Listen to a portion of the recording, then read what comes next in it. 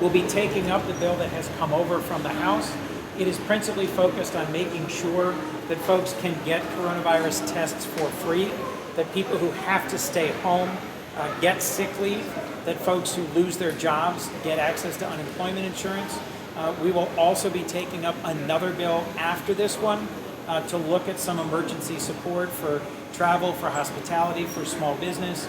I've been calling and hearing from folks up and down the state, small business owners, people who run our universities and schools, the leadership of the Department of Public Health here in Delaware.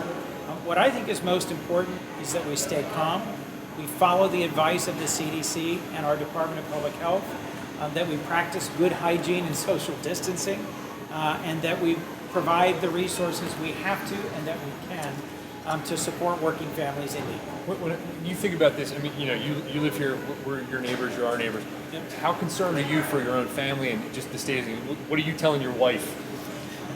I'm concerned for all of us. I think since we've got a half dozen confirmed cases here in Delaware, it's important for folks to follow what is simple good hygiene. Wash your hands, stay home if you have symptoms, don't take needless risks, particularly for those who are older.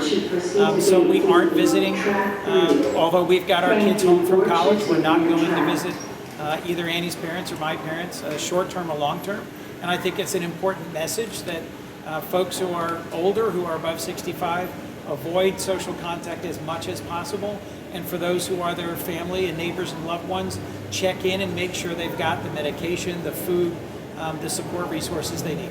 Is there going to be a lot of discussion about this supplemental bill, or do you think it's going to pass no problem? I think the bill will pass quickly. I'm advocating for a number of additional provisions, making sure that our first responders, in particular the volunteer fire companies, have everything they need in terms of personal protective gear, making sure that our states and communities have the resources for outreach to folks who don't have permanent homes, people who are homeless, to make sure that we're providing food support for the kids who are home from school, who would otherwise be getting perhaps their one balanced healthy meal a day through school lunch. So I think we need to cover all bases and make sure that we're providing support from small business employers to folks who are working in industry sectors that are going to really take the hardest hit. But I'm really optimistic that we will move this bill this week. And then how soon do the states see the money? It should be no more than a matter of a week or two from there for disbursement out to the states. I'm encouraged that we managed to take up and pass a bicameral, bipartisan $8.3 billion supplemental bill just 2 weeks ago that the president signed.